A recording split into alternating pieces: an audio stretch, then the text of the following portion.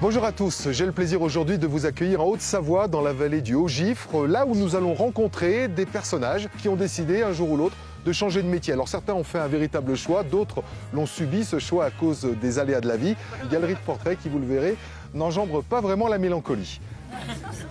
Bienvenue dans le magazine de la montagne.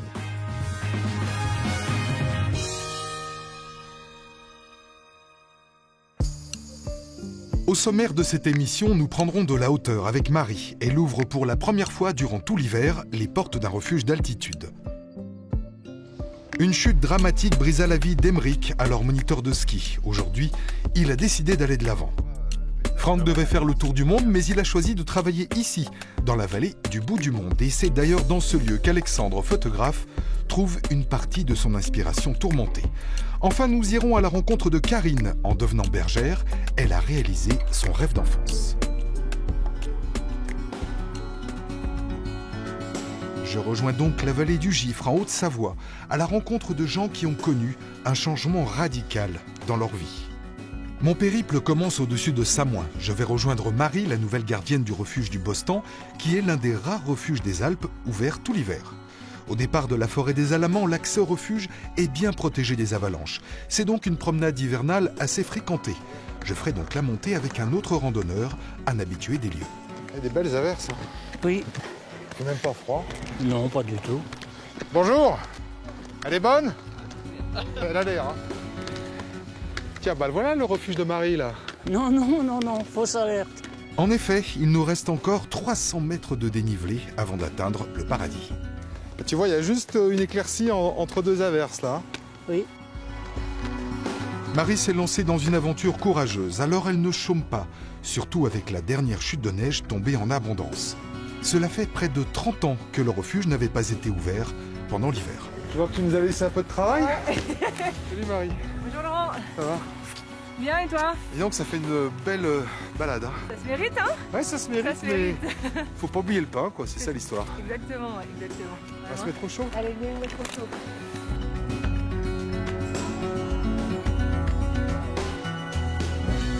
Alors voilà le refuge. C'est ça, la partie commune, le réfectoire. Ouais. Et t'es toute seule pour s'occuper de tout ça? Pour l'instant, je suis toute seule. Et avant, tu faisais quoi? Ouais, j'étais responsable commerciale en station de ski. Ah oui, donc virage à 180 degrés. Ouais, exactement. Ouais. Bon, je peux t'aider quand même? Bah, si tu peux m'aider un peu pour le déneigement. Ouais, Pelleté, je me doutais bien. Ouais, 80 ça, moi, cm de poudreuse, c'est pour moi. Bon, voilà. bah, je te rejoins tout à l'heure. Hein, merci. Marie est ici au four et au moulin. Il faut dire qu'elle s'occupe toute seule d'un refuge pouvant accueillir jusqu'à 50 personnes en hiver. Un refuge facile d'accès et idéalement situé sur la grande traversée des Alpes. Marie compte bien sur cette situation privilégiée pour lancer son activité, car démarrer une saison en hiver n'est pas évident et j'en fais déjà la dure expérience. Bon, vous partez où, vous? Faites le Bostan. Ouais, mais il y en a qui ont de la chance, hein. 700 mètres. À bientôt. Ouais. En même temps, entre pelleter et me refaire 700 mètres, je crois que je préfère pelleter un peu, hein.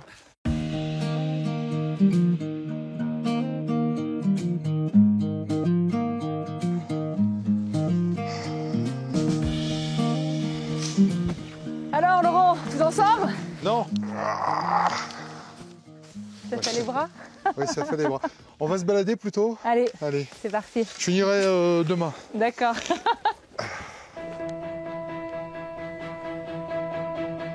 Le refuge est aussi un point de départ pour les sommets environnants, comme celui de la Dent Blanche, culminant à 2700 mètres d'altitude.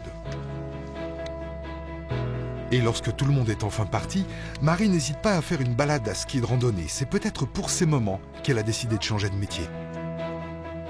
Alors Marie, toi tu as fait un changement de vie très important, puisque tu travaillais dans le tourisme, mais plutôt du côté économique. Tout à fait, ouais. J'étais responsable commerciale. J'étais quand même en CDI, moi. J'ai posé 3 semaines de vacances. Je suis allée faire 3 semaines dans un refuge encore. Pour voir? Pour tester la vie pour au me dire, refuge. voilà, une aventure. Mais c'était vraiment une aventure. C'était pas du tout sans arrière-pensée. Ouais. Et quand j'ai passé 3 semaines là-bas, je me suis dit, waouh. Est-ce qu'il y a des moments où tu as regretté ce choix que tu as fait? Non, j'ai jamais regretté, non. Non, j'aime la montagne, j'aime les gens, j'aime être libre. Et c'est un métier extraordinaire quand même. Il y a beaucoup de contraintes, mais en récompense, on est dans un cadre quand même qui est fantastique. Ouais, par moins 15 avec du vent. Non, mais c'est agréable quand même. Heureusement qu'il y a un petit thermos. Vous ne le voyez pas, mais je vous le dis, il fait très froid. Une liberté aussi, C'est ça qui t'attirait. c'est ça qui m'a attirée. Ouais. C'est vrai que t'as l'air heureuse. Je raccompagne Marie à son refuge. Je reviendrai plus tard lui donner un coup de main en cuisine.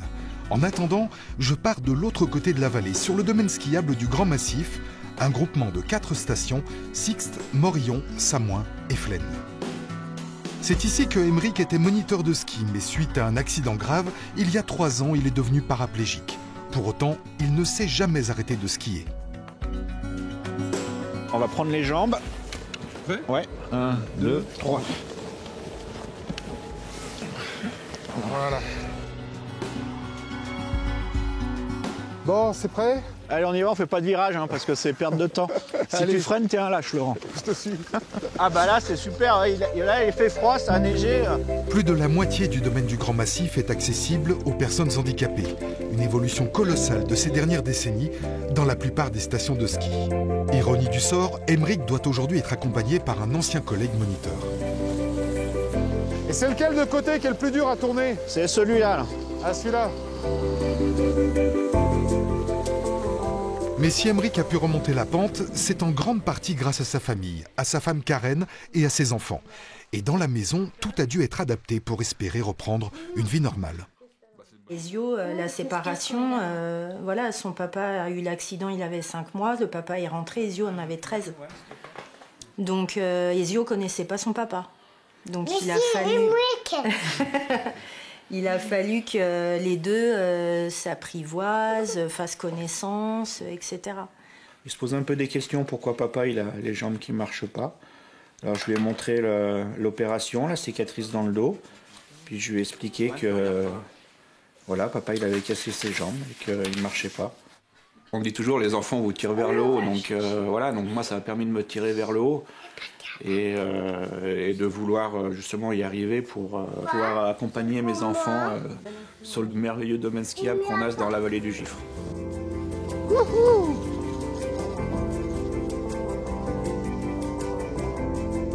Tu vois, une fois qu'ils savent skier, qu'ils sont sur la piste, pas vraiment de handicap quoi. Non, mais là, quand tu lui as donné un coup de main. Ouais. Il n'a pas encore le niveau, Aymeric. Tu faisais de l'escalade Oui, à haut niveau, de l'alpinisme, Oui. du moniteur de ski, pompier volontaire. oui. Est-ce que cette nouvelle vie, tu peux y trouver quand même quelque chose de positif? Bah moi déjà le positif c'est de pouvoir être là aujourd'hui avec vous. On apprend à être tolérant, patient et à valoriser aussi les gens qui vous aident. Tu as eu énormément de soutien de la part des moniteurs. Oui, bah oui, ça fait plus de 22 ans que je suis à l'école de ski. Comme je dis avec ma maman, je suis né avec les chaussures de ski quand elle a eu du mal avec les crochets à l'accouchement. Je pense que s'il n'y avait pas eu les moniteurs de ski, je pense pas que j'aurais repris à skier. Bon, on y retourne? Eh ben on y retourne On sans va pas souci. s'en priver. Hein. Ah bah non, allez c'est parti. Au-delà du plaisir de la glisse, ce qui compte surtout pour Aymeric, c'est de se sentir comme tout le monde sur les pistes. Le bout de la vallée du Gifre est un lieu réputé pour son paysage unique. Il débute par le cirque du fer à cheval, imposante muraille culminant à près de 3000 mètres d'altitude. Cet hémicycle calcaire de 4 km de circonférence est tout simplement le plus grand cirque des Alpes et il est classé en réserve naturelle. Franck est animateur dans cet espace protégé et jamais il n'aurait pensé poser ses bagages ici. Alors toi, Franck, quand tu étais plus jeune, tu rêvais de destinations lointaines, de bout du monde, et puis finalement, la vie t'a amené ici. C'est une façon de faire un virage, mais sur place? Oui, en fait, je suis arrivé par hasard, alors que, comme tu le dis, j'aspirais à autre chose, à découvrir. Voilà, je voulais voyager, et puis en arrivant ici, je suis tombé amoureux de ce coin. Voilà, au départ, je pensais rester pas plus d'1 an, et puis au final, je me suis plu et j'ai décidé de découvrir plus dans l'intimité, c'est-à-dire d'explorer un site, rester sur place pour. Et ça fait 15 ans que tu es là, quoi. Et ça fait, voilà. Tu fais quoi de tes journées? J'accueille des groupes, j'interviens auprès soit des scolaires, auprès du public de tous âges. Donc ça va être aussi bien dans des centres, sur le terrain, auprès des promeneurs qu'on croise. Franck m'amène au pied du cirque pour découvrir un spectacle auquel je ne m'attendais absolument pas. Au fait, Franck, pourquoi ça s'appelle Sixte fer à cheval, qui est quand même un nom un peu étrange ici? Alors, Sixte viendrait du patois Cise. Et Cise signifie la barrière. La barrière. Là, on comprend. Voilà. Ouais. Donc voilà, il faut se mettre à la place des premiers habitants de la vallée qui sont remontés et qui sont retrouvés bloqués par cette barrière parce que là, tu vois, Là, tu passes pas, ouais. En fait, moi, la représentation que je donne souvent aux gens, c'est qu'on a 7 tours Eiffel empilées les unes sur les autres sous nos yeux. Ah,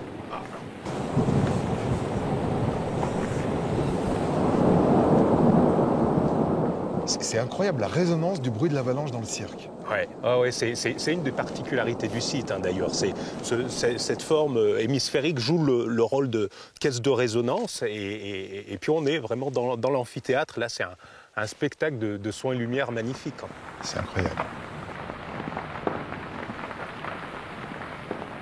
La succession de gradins et de falaises abruptes, cumulées aux fortes précipitations, font de ce cirque une véritable fabrique à avalanches.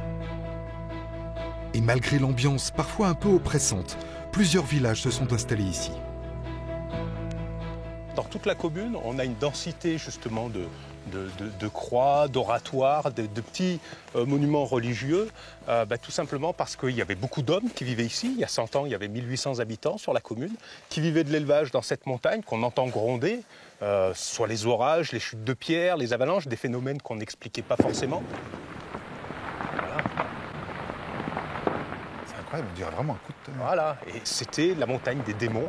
Et donc, quelque pour se part, protéger, quoi. il fallait trouver un support. Voilà. Nous poursuivons notre chemin vers le fond de la vallée du Gifre, appelé le bout du monde. Un nom évocateur, et pour cause. C'est dans ce dédale de Vire, au pied du glacier du Mont-Royan, que Jacques Balmat, le conquérant du Mont-Blanc, disparut en 1837. Parti seul à la recherche de filons d'or, il se perdit là-haut et son corps ne fut jamais retrouvé. Et si Franck a décidé de s'installer ici, ça n'est évidemment pas pour trouver de l'or, mais par vocation.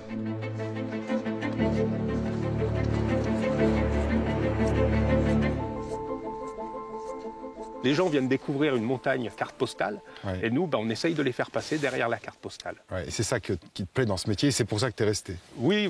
Moi, ce qui me plaît, c'est le côté pédagogie et éducation. Donc en fait, on n'est pas là pour dire aux gens il faut protéger la nature. On est juste là pour leur expliquer comment ça fonctionne, quelles sont toutes les interactions. Et après, libre à eux, peut-être, de prendre conscience que c'est important de la protéger. Voilà, on n'est pas là pour donner des leçons. C'est à chacun de prendre ses décisions. Donc, aucun regret. Absolument aucun regret.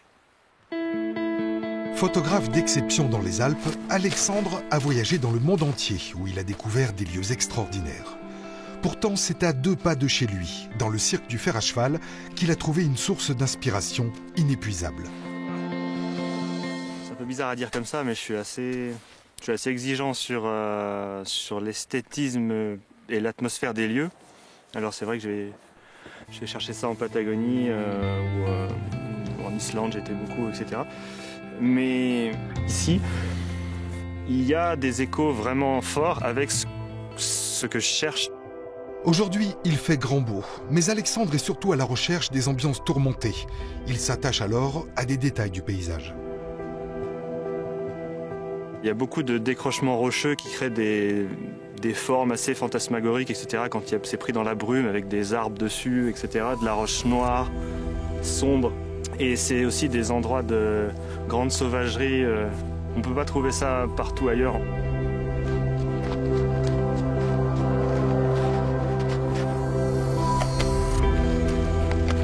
J'ai eu quelques petits boulots particulièrement inintéressants.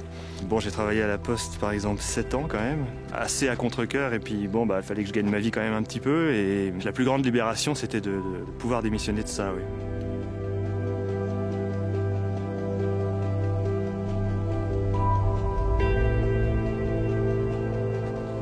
Grâce au numérique, la particularité du travail d'Alexandre est de réaliser sur place, sans retouche ultérieure, l'image recherchée.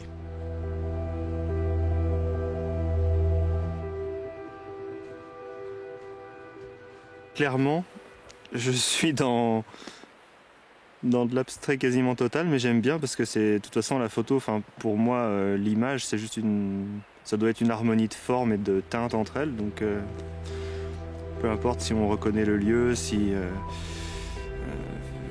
je cherche juste une harmonie.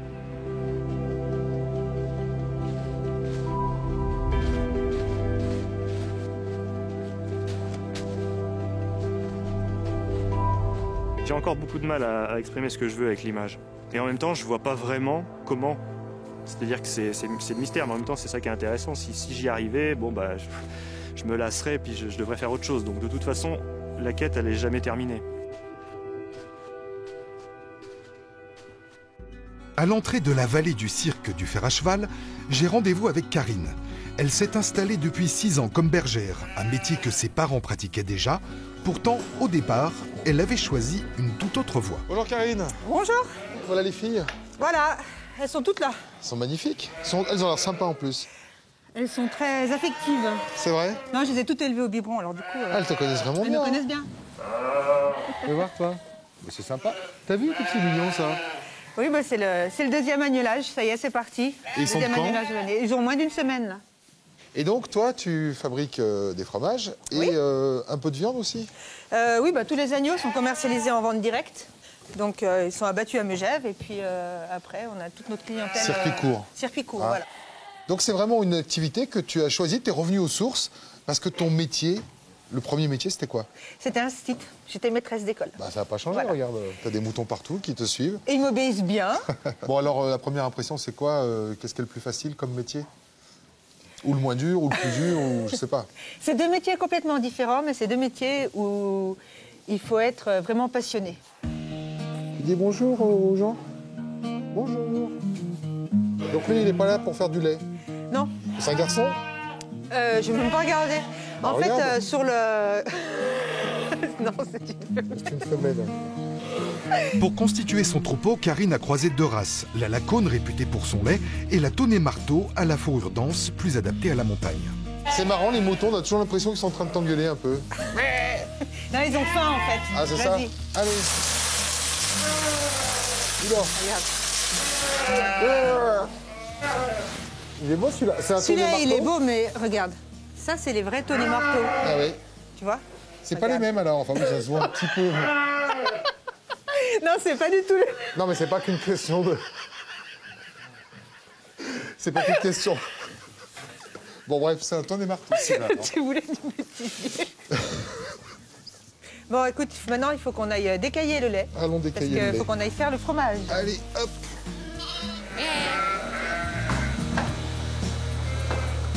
Avant mon arrivée, Karine a passé ses 80 brebis à la traite pour extraire son précieux lait. Elle en fait des fromages de toutes sortes et ce matin, c'est tome de brebis. Et tu te débrouilles bien, hein? Bah, Ça va écoute, pas mal. Ouais. Je vais t'embaucher. Je sais pas quoi faire.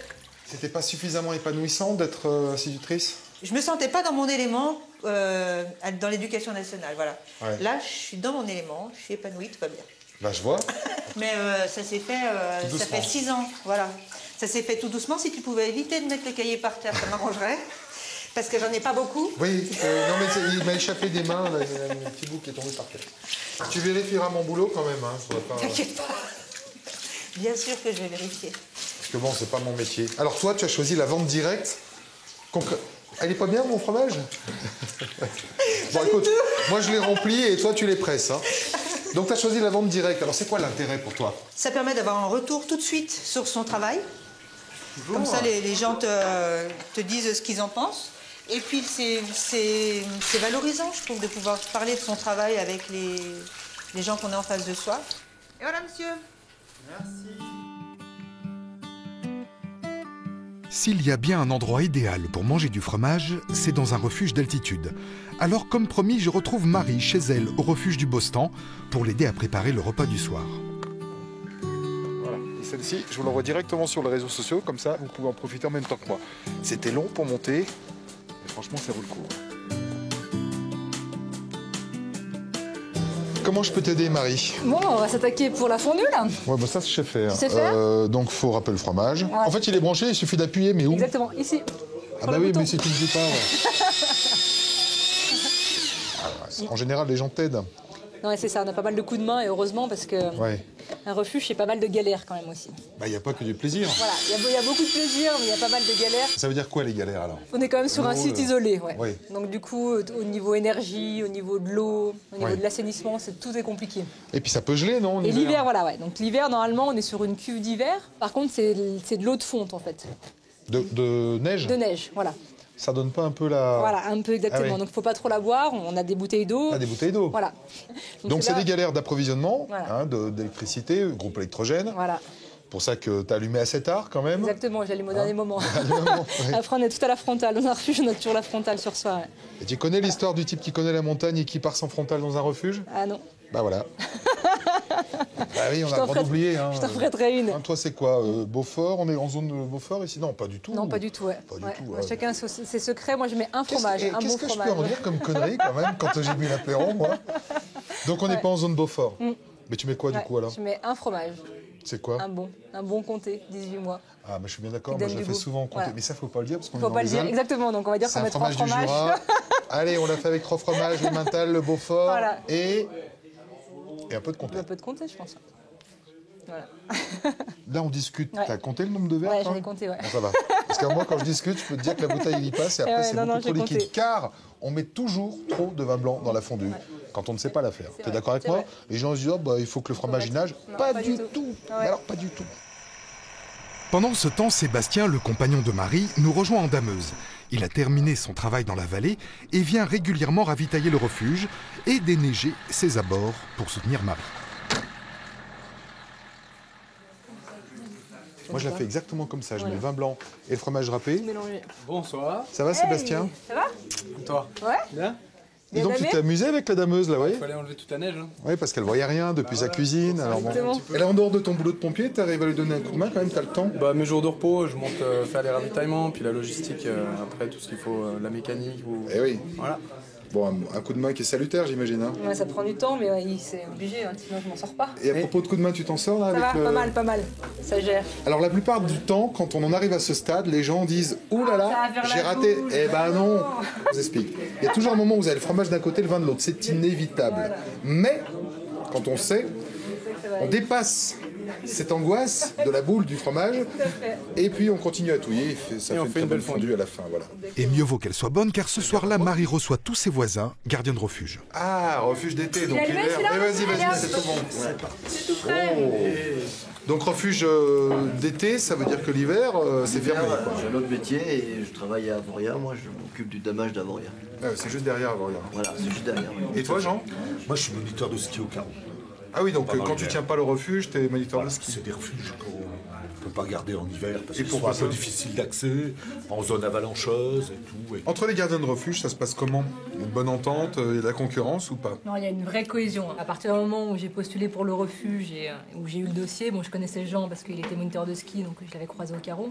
Oui. Mais ils sont tous spontanément, moi, je les ai sollicités un petit peu, mais spontanément, ils m'ont tous appelé pour me filer un coup de main, quoi. C'est pas évident parce que physiquement, c'est quand même. Ah, c'est usant, moi je monte pas. T'as fait combien de montées en Dameuse, pot de moi. force là Moi je monte à ski de rando, je monte en moins d'une heure. 700 mètres de dénivelé quand même. Hein, Ça use autant, je crois, la dameuse. Hein, donc... et puis avec un sac à dos, enfin tu viens pas les mains vides. Ah non, Pardon. ça c'est moi qui... Ah, d'accord. T'as ici le pas, je monte, t'exagères. Ah bah faut les faire quand même. Faut les faire quand même, hein, régulièrement. Après avoir posé le gamin, En plus, ça t'a repris la Oui, forme. alors dis donc, C'est le bébé, vite, alors, hein. Ça va, mon petit Jules, là, il est chez les grands-parents, là. D'accord. Et c'est pas trop compliqué alors pour une maman d'être ici? Ouais, ça doit être dur ça. C'est Hein. un peu dur. Le plus dur, c'est de laisser son petit garçon. Après, l'hiver, là, c'était trop compliqué pour le monter. On le monte, hein. Heureusement qu'il y a la dameuse. Quand il y a Ouais, la t'es le dameuse, petit. on monte le petit, quand il n'y a pas trop de monde aussi. Mais voilà, on peut pas tout faire, donc on le laisse en bas avec les grands-parents les week-ends. Et regarde, on va leur faire envie à nos téléspectateurs. Il n'y a personne qui perdait un morceau. C'est pas marrant. Ça fait envie ça. Hein. Non mais prenez pas un air comme ça va. On va parler.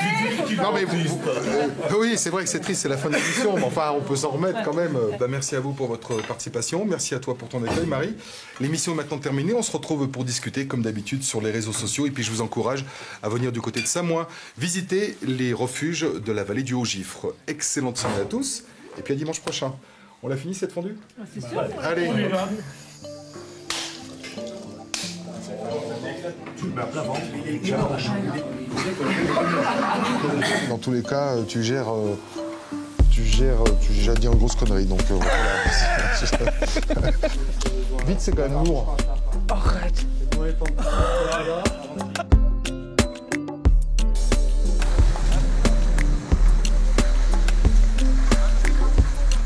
C'est un putain de son d'avalanche.